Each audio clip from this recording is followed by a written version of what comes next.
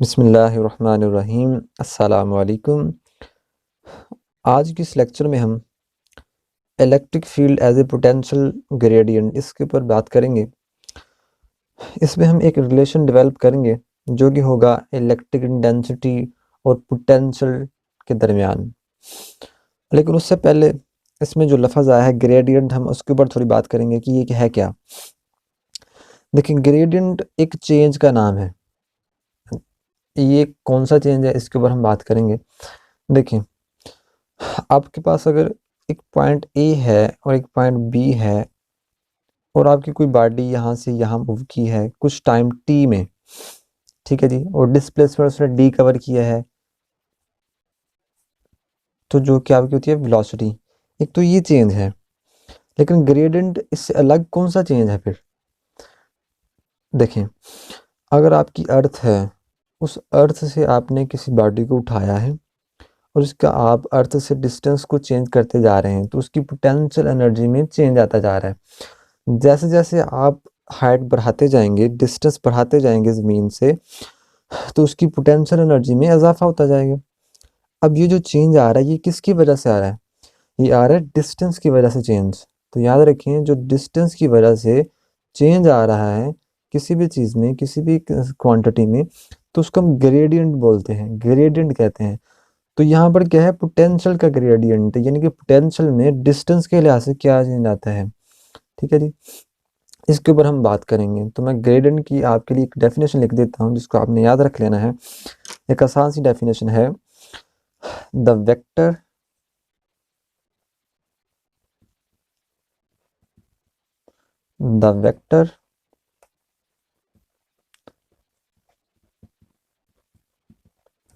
Poynting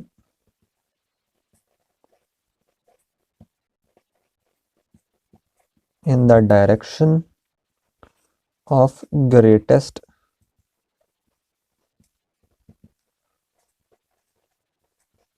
increase in the scalar quantity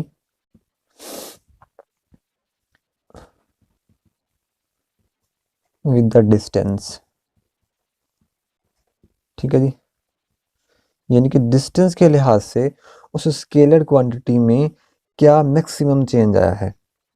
अब आते हैं आप अपने टॉपिक पे ऊपर।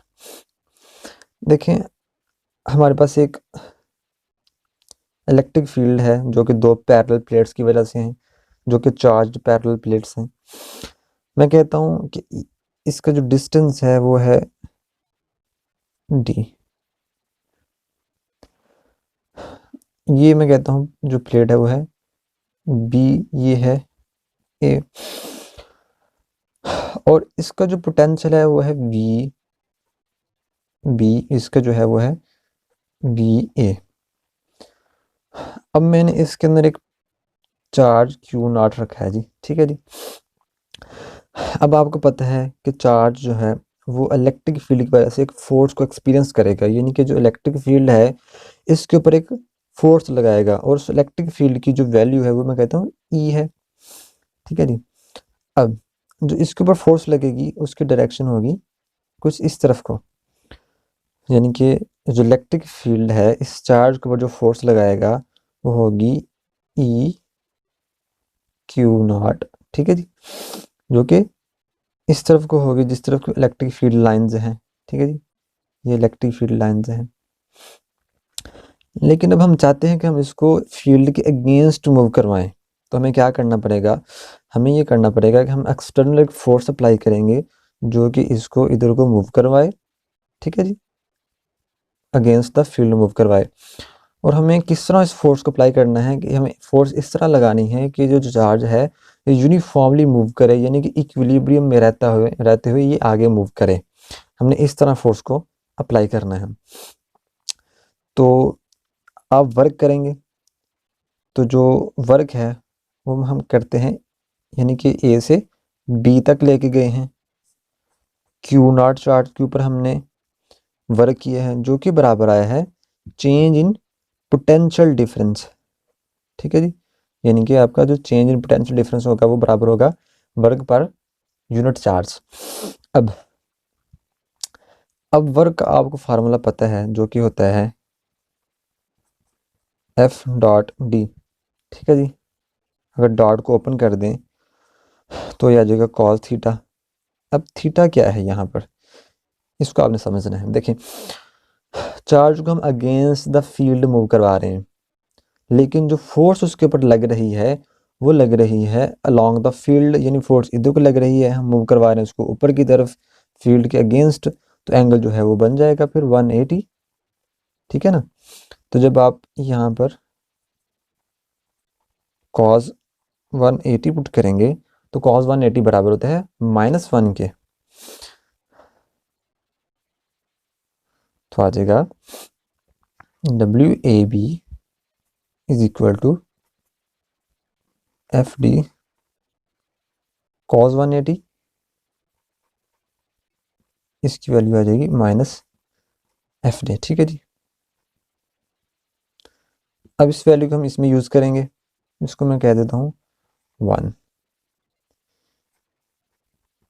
यूजिंग द वैल्यू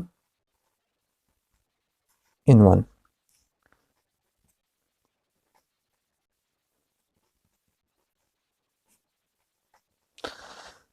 अब फोर्स की भी एक वैल्यू हम जानते हैं जो कि हम इस तरह निकाल सकते हैं, EF4, ठीक है जी। अब फोर्स की जगह आप ये पुट कर दें,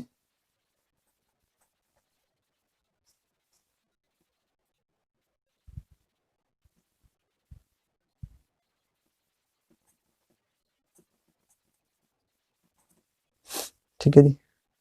अब delta V over D is equal to -E।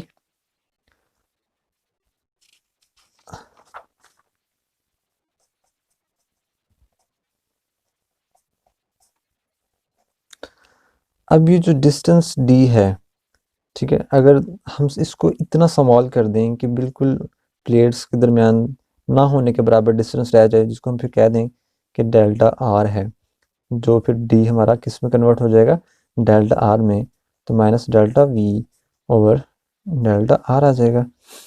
अब देखें इलेक्ट्रिक पोटेंशियल चेंज हो रहा है R के रिस्पेक्ट से, जैसे जैसे R चेंज होगा वैसे वैसे हमारा पोटेंशियल चेंज होगा, तो यही तो है हमारा ग्रेडियंट। तो फिर हमारा जो इलेक्ट्रिक इंटेंसिटी आई है वो negative gradient of electric potential आई है। अब इसको आपने समझना है कि है क्या। देखें जो हमारा पोटेंशियल है वो चेंज होगा आर के रिस्पेक्ट से, और ये जो माइनस है ये क्या हमें शो करवा रहा है, ये शो करवा रहा है जो इसकी डायरेक्शन होगी वो होगी डिक्रीजिंग पोटेंशियल डिफरेंस की तरफ, यानी कि जिस तरफ हमारा ये पोटेंशियल डिक्रीज हो रहा है, ठीक है, उस तरफ की इसकी डायरेक्शन होगी। जैसे कि इस तरह इसमें आप देखें,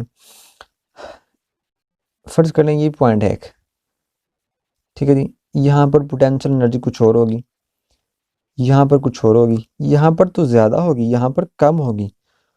तो ये हमें क्या बताता है, माइनस ये हमें बताता है कि इसकी जो डायरेक्शन है वो डिक्रीजिंग है, यानी कि उस तरफ को होगी जिस तरफ ये डिक्रीज हो रहा होगा, यानी कि इस तरफ को होगी, जो कि हमें पहले ही पता है, ठीक है जी, ये हमें बताता है। अब इसको देखते हुए, इस चीज़ को देखते हुए हम इसकी एक और डेफिनेशन कर सकते हैं कि इलेक्ट्रिक इंटेंसिटी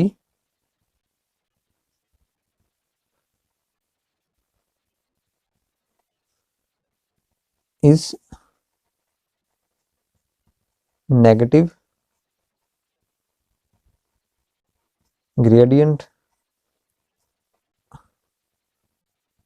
ऑफ पोटेंशियल, ठीक है जी, इसकी डेफिनेशन ये बन सकती है।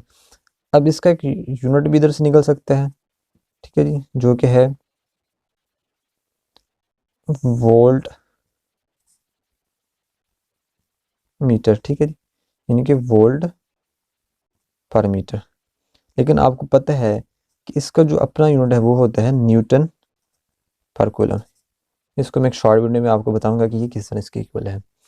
तो अगर आपको आज की वीडियो में कुछ सवाल हो, कुछ सजेशन हो, कुछ सवाल आपको पूछना हो, कुछ चीज़ समझ ना आई हो तो आप पूछ सकते हैं, आपको इंशाल्लाह उसका जवाब दिया जाएगा। वीडियो देखने के लिए थैंक यू सो मच।